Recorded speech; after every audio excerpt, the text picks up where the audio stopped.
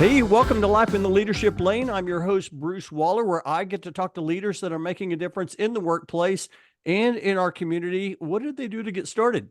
And what are they doing to stay there? And oh my goodness, can you believe it? Here we go. Season 5. Here we were in January of 2024, and we are going to kick it off with a special guest. Today, I'm getting to talk to Ashli Aldrich. Ashley is a talent mobility leader. She is also the current chair for Worldwide ERC. Today, we know that as WERC. And Ashley, I'm so excited to have you on the show and to kick off season 5. How you doing? Thank you so much for having me. I am super pumped to be here and to chat with all your listeners. This is my first podcast interview, so everybody needs to bear with me. But I'm Breaking excited to news. try something new. It's really cool. I love it. People always talk about one of the things that high performers do is they get comfortable with being uncomfortable. And Mhm. I'm so glad. Thank you for sharing that. I did not realize that. This is fantastic. We're going to have a great conversation today.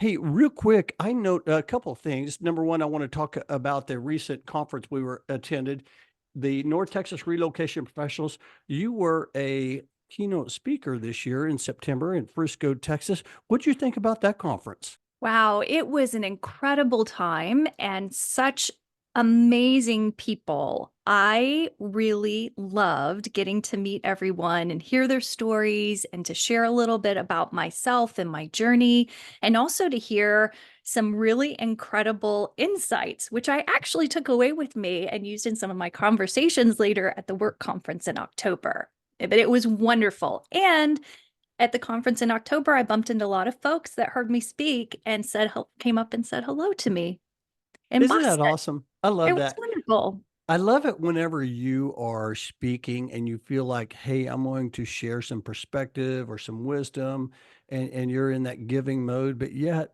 as a speaker, we often get back even more than we're even given. And then I also noticed, in just doing a little research here before we jumped on, you were listed as a Global Mobility Top 100 Community Champion.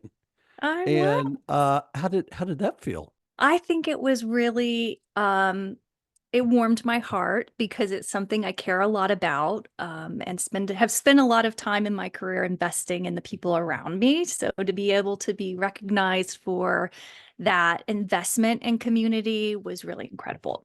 Yeah, Benevo does a great job of recognizing and spotlighting the mobility community. I know in 2021, I was selected as one of the top 100 global mobility service providers. I think most Oh. admired service providers. And yeah, I was the same way. It was great. I saw a lot of familiar faces on there. I know there's a couple of former guests that were on that list as well. Karen Hale with Unity, and of course, Jack Jampel with Mhm. Stryker. We're both on there. And so that's fantastic. I love that. We are going to have a great time today. We're actually going to talk about some of the things you talked about at the conference in September. We're also going to talk a little bit about what's coming up with Worldwide ERC. But before we do that, I would love for you just to share your story, the Ashley Aldrich story. So I grew up in the Midwest. I actually grew up in Kansas Mm. with four rambunctious brothers. And I actually learned a lot of leadership lessons growing up with our little pack.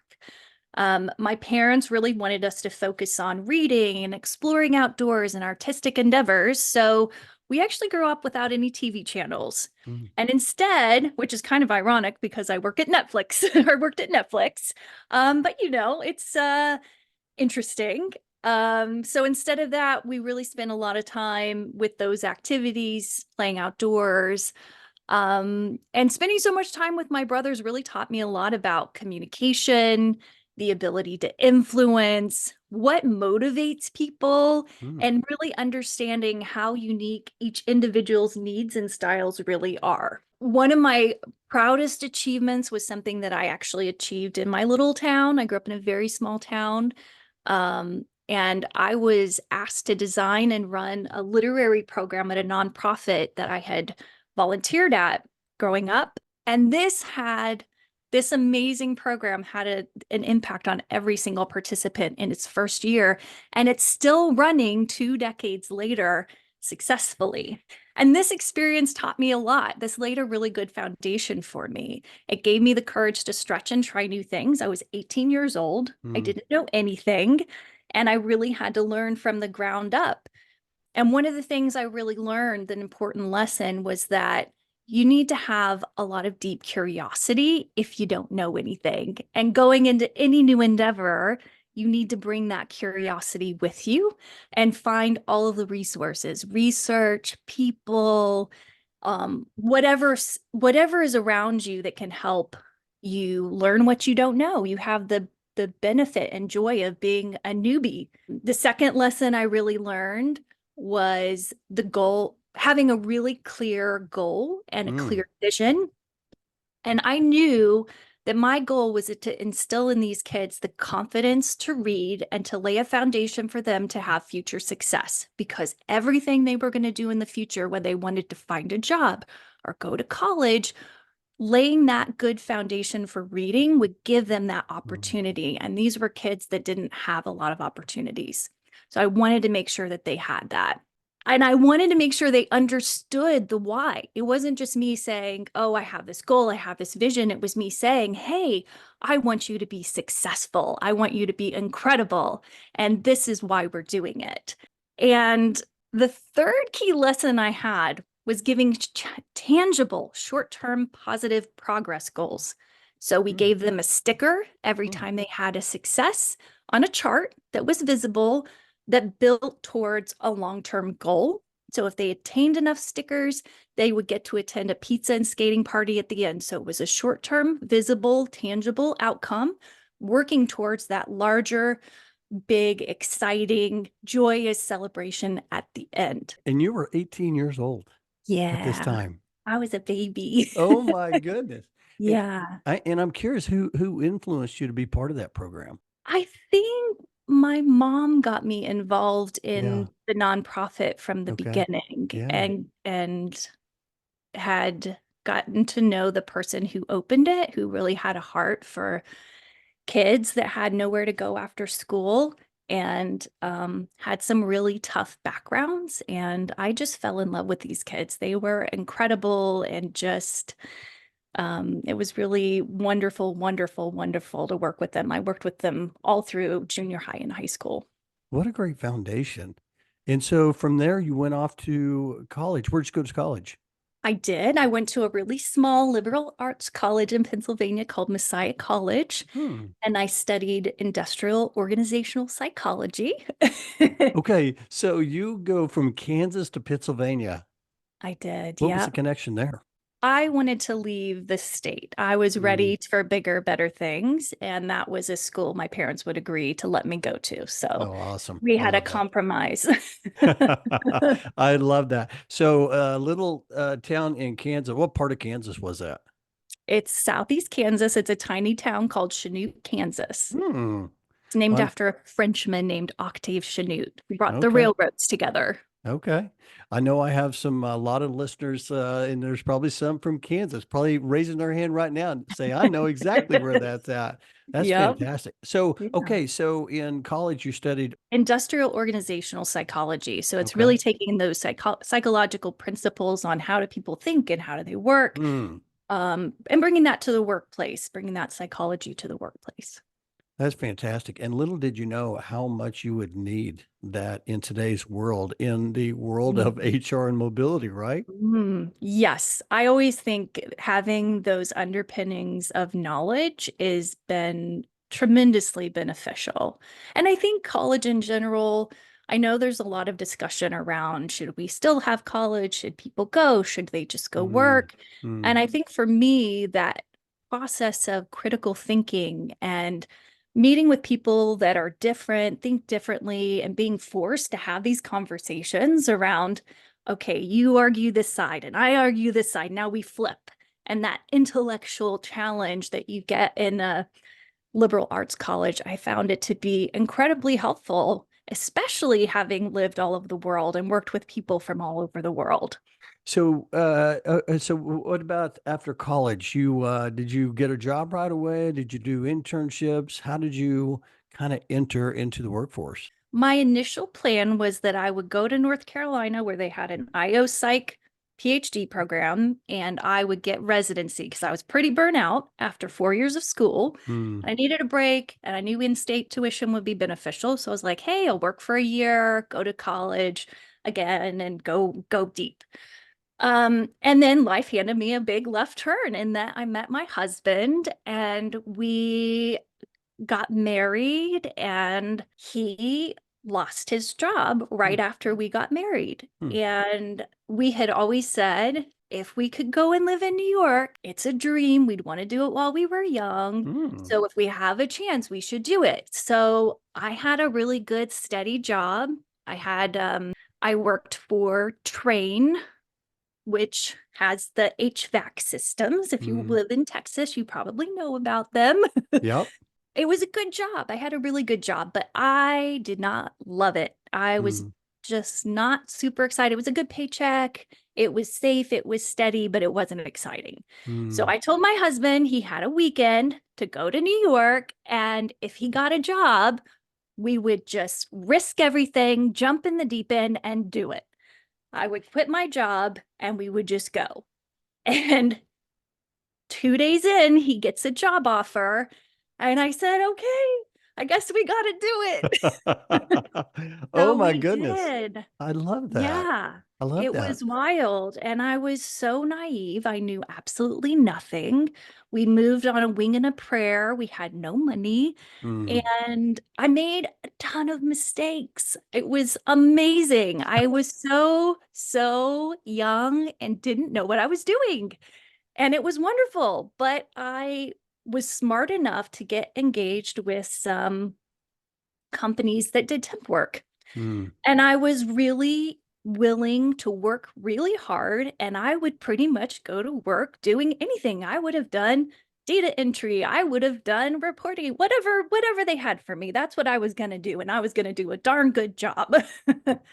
And they did. They found me some jobs to work at. And it's gave me some opportunities. It's how I stumbled my way into Bloomberg.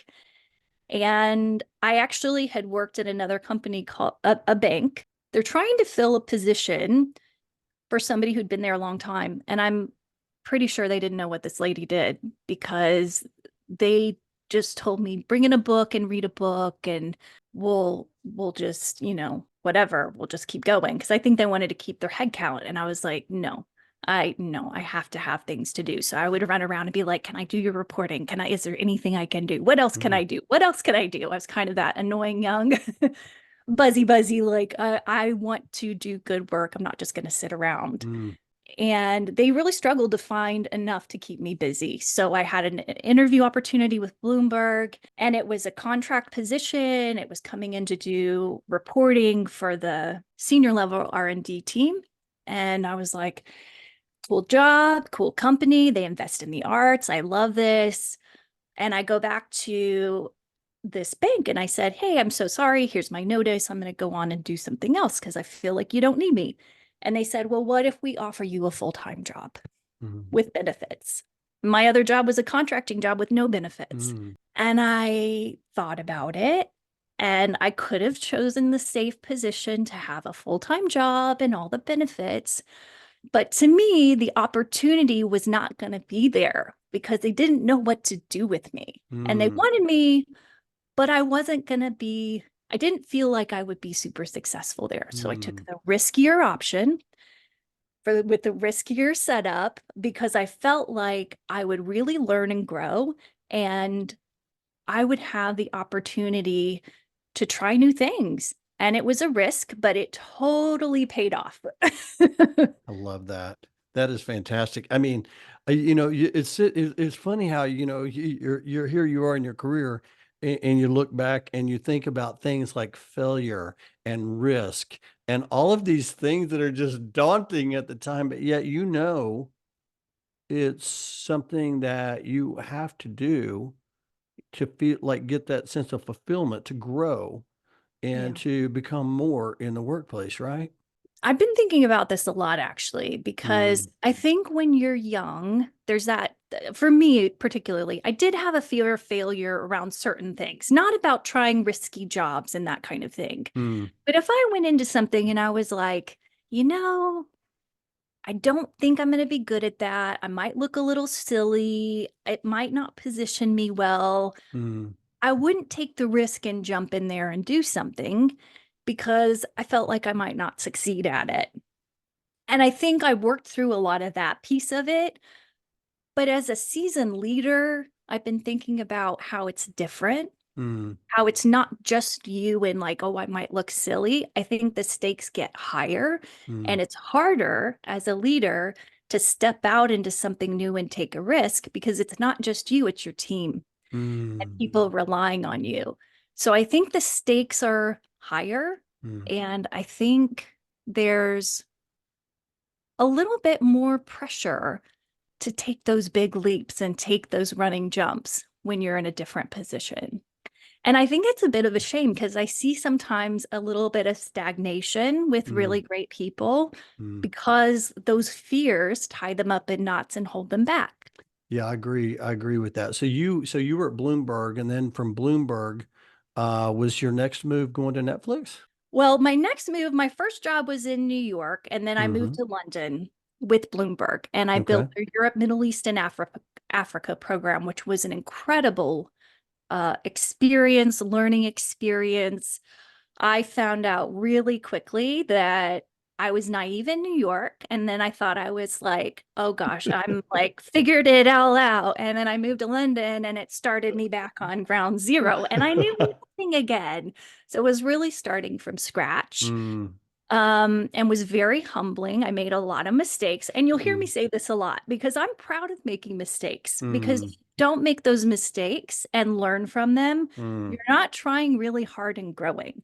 Like if you don't see in your history, wow, I made these silly mistakes or I didn't know this, you're not really trying and putting yourself out mm. there.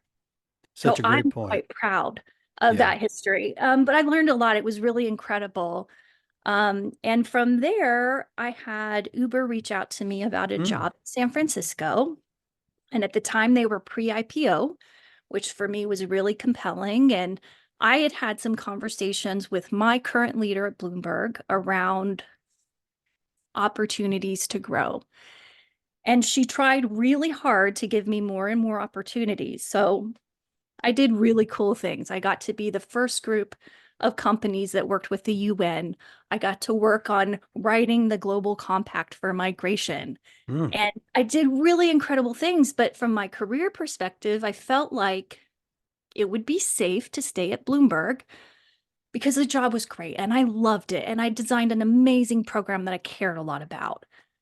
But I could never go further up because my boss said, I will retire from this place. There's not, you can't take my job because I'm not leaving unless you want to wait that long. And I did not. So I felt like either I get comfortable and stay mm, where I'm at and mm, be okay with this level, or if I really want to push harder, I have to jump for this riskier mm, company and riskier position in San Francisco, which I never planned to live in. And I thought, I think it's worth the risk because I really want to take that leap to the next step and grow. mm, So I did. They reached out to me and I took a much riskier job, much riskier opportunity. And I'd been at Bloomberg for, I don't know, almost 10 years. mm. And Wow. it's hard leaving a company after 10 years. You get real comfortable and fast and smart at Mm. their thing and their systems and their technology. And suddenly I'm like, I'm sorry, Google, what? How does this work? It was wild. And it was such a great learning experience and just completely blew my mind. But it was, again, it was a big risk to jump Mm, into that opportunity, but I knew that it would stretch me. I knew I mm, would get experiences that were tough mm, to get. That pre-IPO experience was mm, really cool to have. And a mm, company that was going through, quite frankly, some very challenging experiences. mm, Learning, how do you handle comms there? How do you handle PR there? mm, how do you manage that? And I actually took the global compact for migration that I'd already worked on and got to testify while I was at Uber at the UN, Mm. which was a really terrifying and incredible experience. It was wonderful. And they passed it actually. Mm. So I'm very proud of the work that Mm. we did in that space. Yeah, I love that. I love how you talk about some of the things you're most proud of, or the things that either A, maybe you failed at, or B, just things that were just daunting and Mm, just nerve-wracking and exciting, and all of these all wrapped into one. mm, And that's what it's really all about. It's about creating those opportunities to, or taking advantage of those opportunities to have those experiences, and you have done that. mm. And then, so you're at this incredible company, Uber, and then what's after that? Well, the thing that I learned about myself is that I really love to build a program. That is Okay. where I get excited. I love to build programs. My personality type is actually called the Mm, architect. mm, And I love it. I love seeing new challenges, mm, building things, building teams, seeing really great talent, developing that talent. And I find that generally at a job in particular, if it doesn't change over time, I need to move mm, because I'm always looking to do that building part. mm, And Netflix called me up. First, they're a great company, an mm, incredible company with an incredible culture. I read their culture memo and my mind just blew. mm, It was such a manifesto of everything that you could, a utopian manifesto of how mm. to think and how to be. And I was like, Wow. how do you make that work in business? How do you have a culture that the travel policy is act in the best interest of Netflix? And that's it. Mm, How does that work? Especially in a compliance and risk driven area. It was fascinating. So I knew that I would get to work in a very cool culture. I knew that I would get to have really incredible challenges in making that culture work in the area of the business that we have. And it was an awesome opportunity to come in and do really, really awesome work at an awesome company with incredible people. And for me, that's the trifecta of the win at an organization. I remember when I was doing some research and asked you to come speak at the North Texas Relocation Professionals Conference, and I saw some of the things that you talked about, and one of the things that this culture memo, like, that is like mind blowing. Mm, And I started reading about some of the different things that you're talking about. I'm like, wow, it's just so different. It just feels like, hey, empowering employees, giving them full accountability, yeah. responsibility to go build it. And which, you're talking about building, that's just right up your alley. Okay. So when I first came on, I said, hey, we're going to talk a little bit about Netflix. And you said, hey, I want to talk about something I got ahead of Netflix. Would you want to share that? Oh, I absolutely do. Oh my So goodness. in the spirit of taking on new challenges, I am actually going to be breaking news.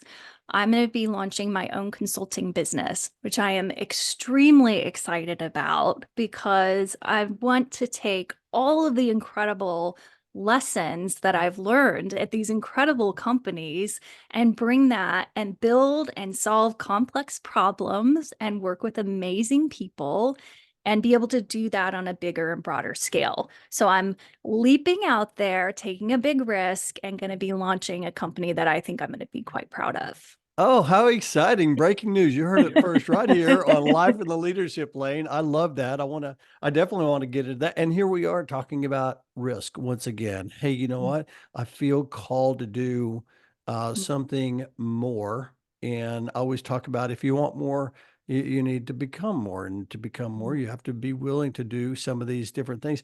I do want to ask you, though, I talk about mentors a lot on the podcast with different high performers, because I feel like we all have someone that has helped shaped us. You earlier talked a little bit about your mom had maybe been an influence on you. getting started with the program in high school. And then I heard you talk about brothers, which I love it when you talk about family being influential. I've Mm. learned so much from my brothers and sisters. Talk about maybe a couple of mentors that have helped you get to where you are, and what was it about them that made them such a great mentor?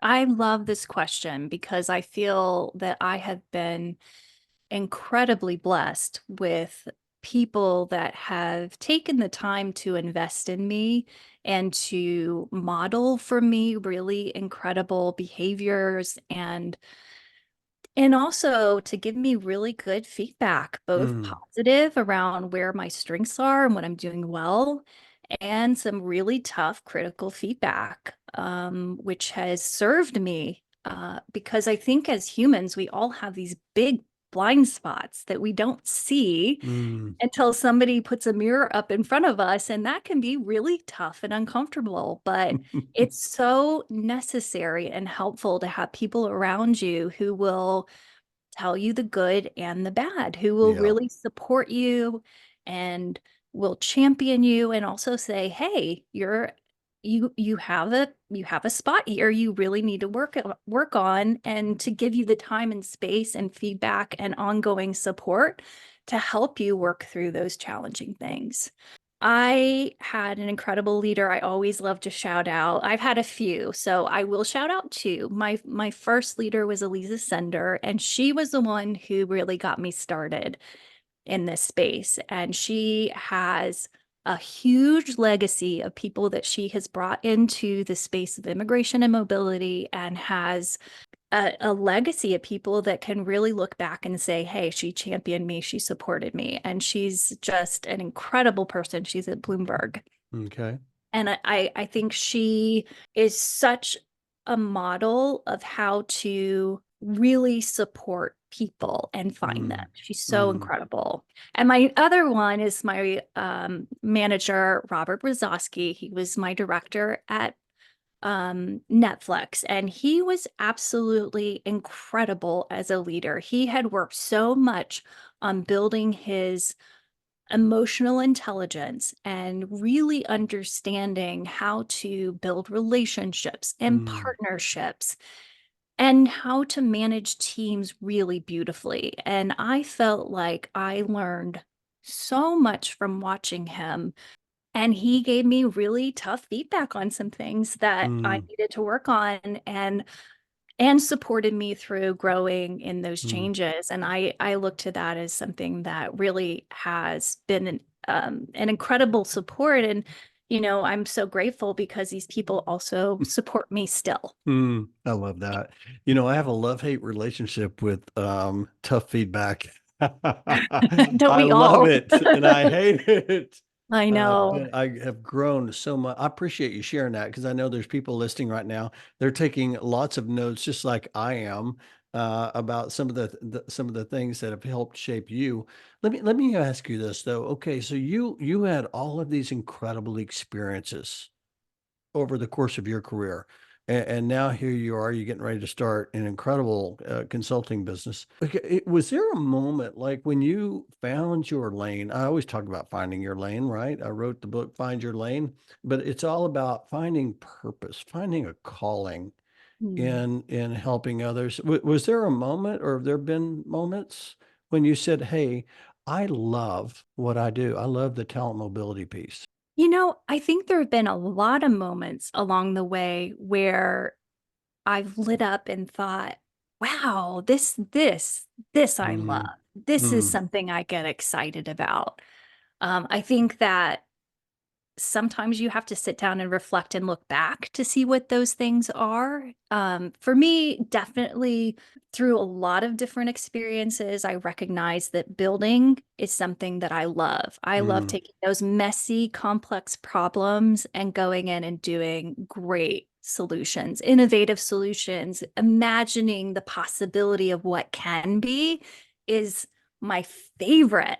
mm. Imagining something that hasn't even been dreamt up before, doing things differently, breaking the rules, the quote Mm, unquote rules. I love that.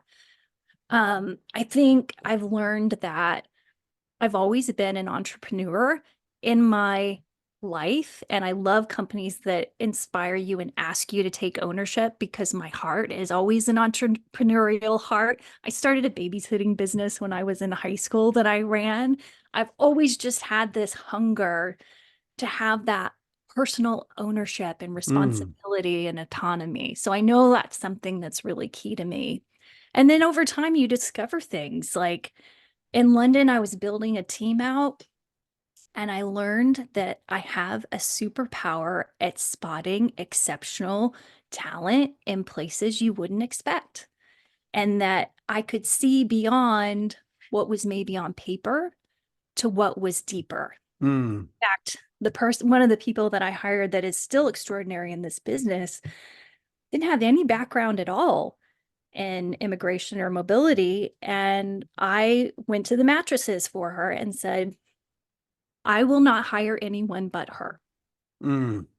It's her or Wow. nobody. And I needed somebody desperately. I was working around the clock. I was ready for somebody, but I knew that she had aptitude and attitude in the right Mm. place. And you can teach technical knowledge to anybody that has aptitude and attitude and their heart's in the right place.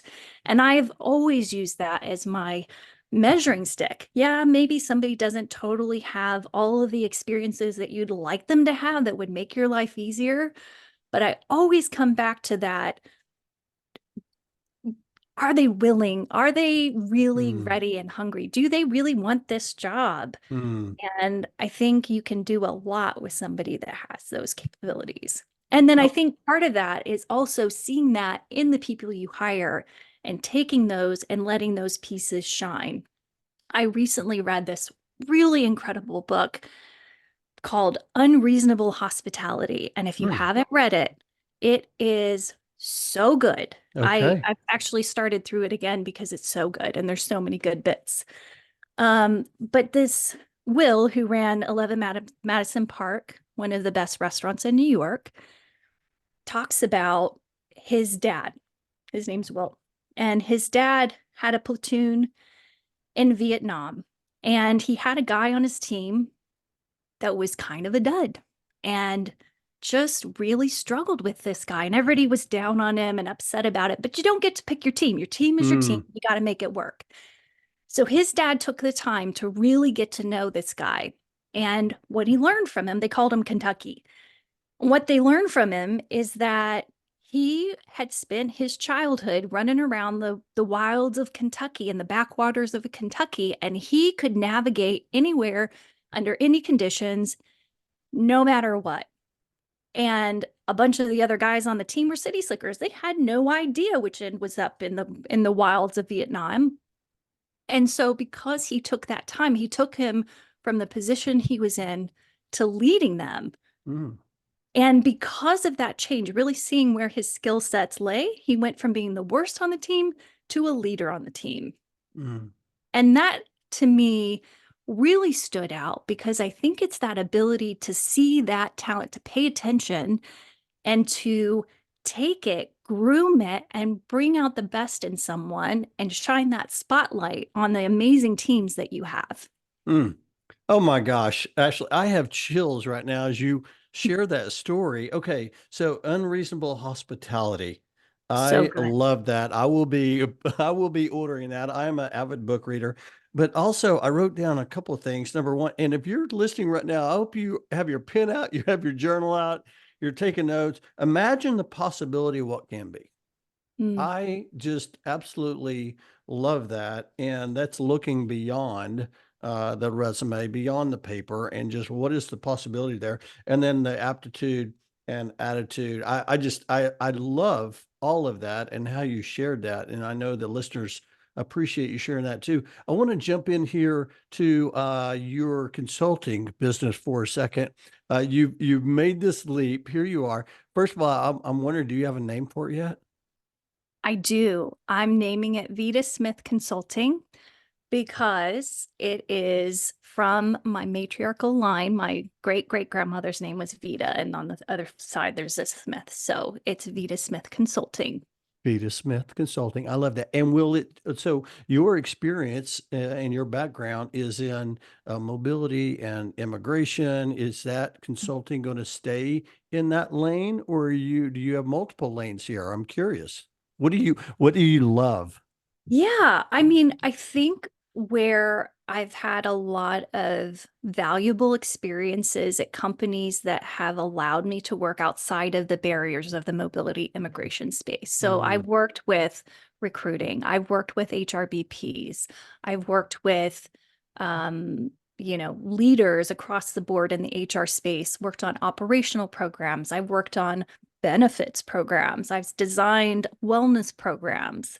I've had the opportunity to do so many things. And what I love about the mobility and immigration space is that so many things have transferable skills. mm, So, yes, I happen to be an expert in immigration and mobility, but what does that actually mean? That means I know how to build a strategy. That means I know how to solve really complex, messy problems. That means I need to know how to have really difficult conversations and explain things clearly. That means I know education. That means I know how to build comms. That means I know all of these other things, which sure, I do them for mobility and immigration, but who doesn't need those things in mm, their business, right? mm. Yes. Brilliant operations. All of these things are completely transferable. Oh, that's fantastic. I know there's probably some people that are going to be reaching out because when you use the word messy and complex, it Mhm. resonates with many of us in the business community because a lot of things what we do, yeah, they get messy, they get complex, Mhm. and we're here to solve problems and serve people Yeah. any the way that we can. I love that, and I'm excited for your journey ahead. I want to talk a little bit about Worldwide ERC. Recently changed its name at the I was at the conference in Boston, and we didn't get to see each other, and I'm like bummed about that, but next time for sure. Yes. But they revealed the new name WERC, WERC, which I really like a lot. Talk a little bit about your, I don't know, maybe your journey as the chair elect, and now you're serving as chair. What has that been like, and what's ahead for work? Awesome. I am so excited to talk about this because WERC has been such an incredible organization. And it's been, for me personally, such an amazing learning opportunity to come on a board. I felt incredibly honored to be asked to Mm, be the chair-elect and then to chair the board. It felt big and scary and like, oh, am I going to be able to do this kind of thing? And I like to say that because I think sometimes people are like, well, you can do that fearlessly and it's no big mm, deal. You've already done all these other things. Why would it scare you? Sure, it scares you. Everyone has these feelings, and that's okay to have those feelings and to have that imposter syndrome. And, I still struggle with that sometimes. And I mm, think, gosh, these people before me, they were so incredible. And will I be able to do it? And the thing that I keep thinking about is, I can do it, but I'm going to do it differently because I'm a different person. And they mm, chose me because I'm different and I have different perspectives. And yes, there are things where I don't have strengths. And what's amazing is I have so many people on the board that are incredible that mm, can fill in for areas where I'm not as strong. So I mm. get to be great at what I do and to lean on great people around me to also support me and be great, which is wonderful.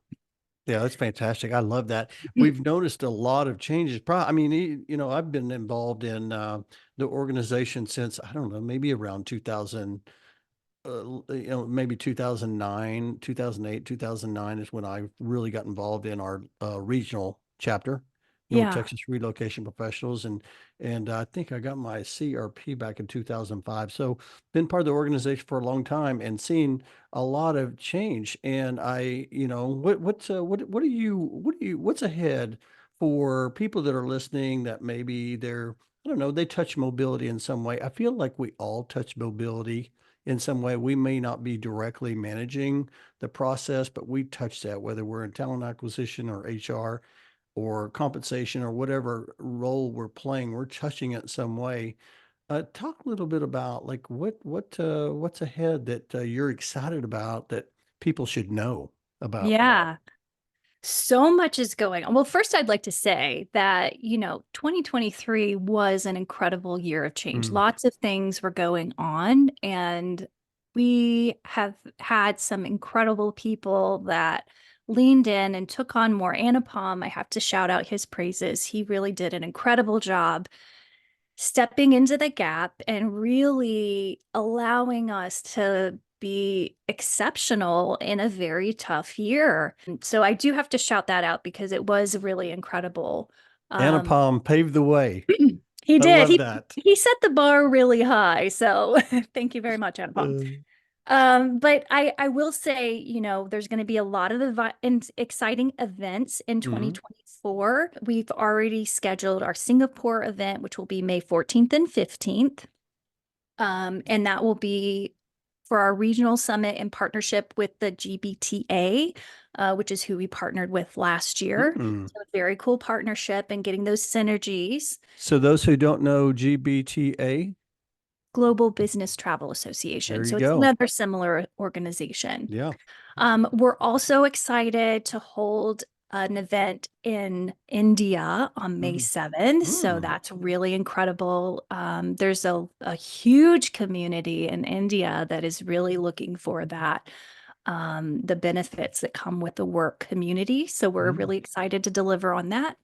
And we're also planning an event in LATAM as well. So that one's not scheduled yet, but coming soon. Mm. I will also say it's a big year. It's the 60th anniversary year. So Oh. super exciting. And after the success in Boston, we're going to be based in National Harbor, just outside of Washington, D.C., for the anniversary event. It's going to be really incredible, not to be missed. It's going to be a very special year. Mm. So super excited for that. Everybody mark your calendars, October 22nd to 25th. Don't miss it. It's going to be incredible. I love Um, that. I love that. I was yeah. at National Harbor for SHRM leadership it was 2022 is when we were there. And it was the first time I'd been to National Harbor. And it was like, that was an incredible area, right on the Pontotoc, Yeah. across from Mount Vernon. I mean, that's an incredible place. So if you have an opportunity, definitely, I think we stayed at I think it was the Gaylord, is where we I stayed think at that that's where it time. is this year. Yeah, that's Yeah, I fantastic. think so. Exciting. I know, really incredible. It's also a big year for membership. So we're looking to really focus on Mm. growth, to expand our base, and really think about what is that space that we need to occupy as an organization. And keeping that community strong. I think sometimes we get really narrow in our vision. So we're trying to really see how should we be inclusive and bringing in the right Mm. folks into this ecosystem that we really have. We also are working towards finalizing our new CEO, so nothing to announce yet, Mhm. but that's coming soon. And really, we talked earlier about community and connection. So I hope that all of your listeners will be looking to work to connect with us. We'll have lots of webinars and roundtables and one take video podcasts, all kinds of things where we hope that you'll come and engage. We're really looking for hearing feedback. We're making lots of changes and growing. And for me, that's incredible. It's exactly what I love, having worked at tech companies, is that innovative spirit. And so we want to hear from you. We're going to be trying things and maybe making some mistakes along the way. So we want to hear from you. And we're on social media and we are looking to the community. We're here to serve you. So we hope that we are, and we want to know what we're doing great. Love to hear that, and also what we can be doing better. That's fantastic. I appreciate you sharing that. And I'm going to put links in the show notes for WERC so you could get more information on that as well as if you want to learn more about membership or what's going on there. I do want to ask you this one question before I leave this topic here, and that is there's some people listening that I don't know, they're not involved with worldwide ERC as a corporate member or work. I keep saying worldwide ERC. That's going to be tough, Ashley. I got work, WERC. But for those who, I don't know, maybe they haven't heard of WERC, or maybe they've heard of it, but not sure if they need to get involved or why they should get involved. I don't know, just one tip. You said that it's really helped you on your journey. Share maybe one or two reasons why it might help someone that is listening today that, I don't know, maybe they only have a few corporate relocations. Maybe they don't have a program that has, 300 or 400 relocations. Maybe they relocate 20 families a year. Is that something they should be involved in, and share why? I truly believe, as a mobility expert, you need your team around you, and your team is Mm, broader than your company. And especially if you have a lower volume, I think being able to tap into that broader community and being able to jump into those corporate roundtables and those conversations that are happening and building those relationships and partnerships, coming to conferences and being able to make those connections where you can say, hey, I met Bruce. I know him. I have this weird question and I don't know what to do, because we all get these weird questions mm. and don't know what to do. And you need to be able to pick up a phone and phone a friend. So I think it's an incredible place for um, education, information, advocacy, and really connection. To me, the biggest thing is that community and connection. Yeah, I love that community connection. I love how you also tapped into advocacy, because I know that WERC will be, they're very involved in what's going on in policy in our government. I know, with me being involved in household goods, I know in 2025 the policy is going to come back up, whether the household goods should be taxed or non-taxed and different things like that. So there's just so much value the organization provides. So I will put the link in the show notes, and I'm excited for your journey ahead, leading your team, and just seeing kind of what all you do. I do want to I know that I want to ask about a couple more things before we conclude here. One, I talked about you coming into our conference and speaking, and some of the things you've touched on today. You talked about, getting comfortable with being uncomfortable. I know that resonated with a lot of people, and you talked about, you also talked about, the importance of building strong community. And I think that WERC is one of the areas you can do that. But the last thing you said, though, that really resonated with me was you talked about the importance of defining success Mm. as an individual, as your organization. Talk a little bit about defining success.